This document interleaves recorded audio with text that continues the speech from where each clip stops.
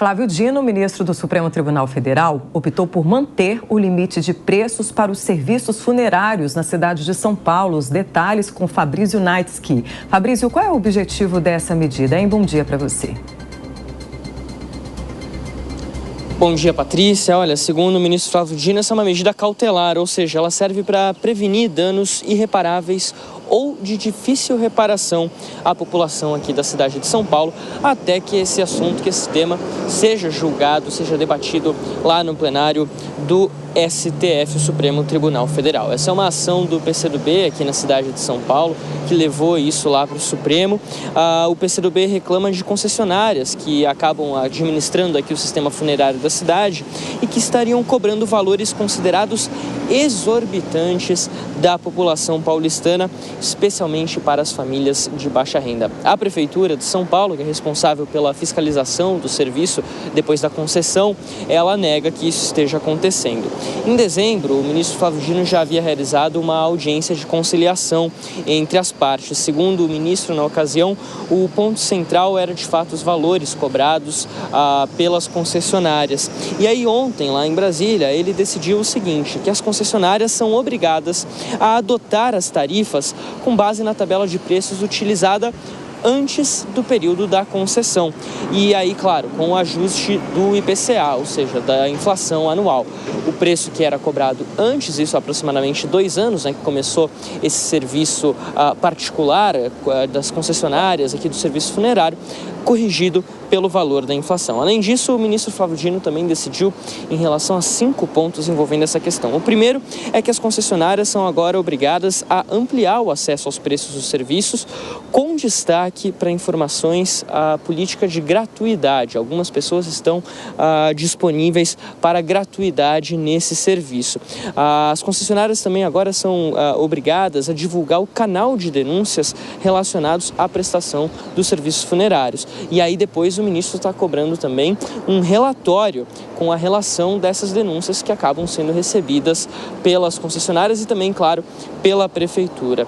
Um outro ponto é informar o número de fiscais ligados a essa área e também saber se esse número de fiscais é o suficiente ou se há algum tipo de plano de contratar novos fiscais, novos funcionários para esse serviço. Também define o estabelecimento de um prazo para manifestação de pessoas que, de uma forma ou de outra, acabaram se sentindo lesadas, acabaram se sentindo maltratadas pela má prestação de serviço funerário, depois, claro, desse período de concessão, e aí ver o que pode ser feito, analisar o que pode ser feito em cada um desses casos. Além também, para finalizar, de um reajuste em relação às multas aplicadas às concessionárias para valores mais proporcionais à gravidade das infrações, ou seja, que seria para coibir práticas irregulares. E aí, Patrícia, para finalizar, agora há pouco o Nonato, na entrada anterior, né, o Nonato perguntou se estava calor. Eu acho que ele chamou o calor, porque agora, 1 horinha depois da nossa última entrada, o sol chegou de vez.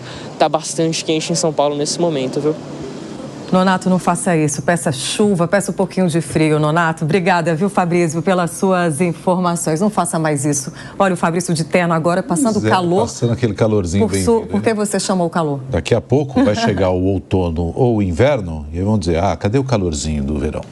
Vamos voltar aqui para o centro dessa discussão. O fato, né, Diogo, é que o consumidor, ele fica prejudicado por essa concessão porque ele só tem direito a usar um tipo de serviço de um tipo de empresa naquele cemitério, por exemplo, onde o parente ali tem um jazigo, alguma coisa nesse sentido. Ele não tem como pesquisar e ver os melhores preços, as melhores condições, os melhores serviços na hora de optar por essa compra, num momento já complicado e difícil, né? Sem dúvida, Patrícia.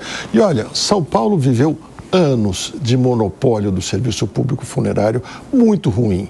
Não dá para dizer que ele era bom alguns anos atrás e agora está péssimo, nem dizer que ele está bom agora, de forma alguma. Agora, o que me incomoda muito é ver essa discussão sobre como deve ser o serviço funerário de São Paulo lá no Supremo Tribunal Federal.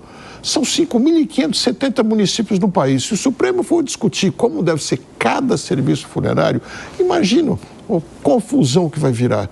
Eu sei que os juristas vão dizer, não, mas a legislação exige que se discuta lá. Então, será que não está na hora de mudar a legislação e deixar que a gente possa discutir aqui com a prefeitura e impor as nossas vontades como cidadãos e exigir que os serviços sejam melhores sem precisar ir até Brasília? Está mais do que na hora da gente quebrar esse laço, esse cordão umbilical que nós temos com o Planalto Central. Gesualdo? Diogo, você tem toda a razão. Se judicializa tudo nesse país e o PCdoB é o autor dessa ação. Essa ação chama DPF, Arguição de Descumprimento de Preceito Fundamental, e é uma ação que é promovida diretamente no Supremo Tribunal Federal, que pela Constituição é o órgão jurisdicional competente para apreciar a questão.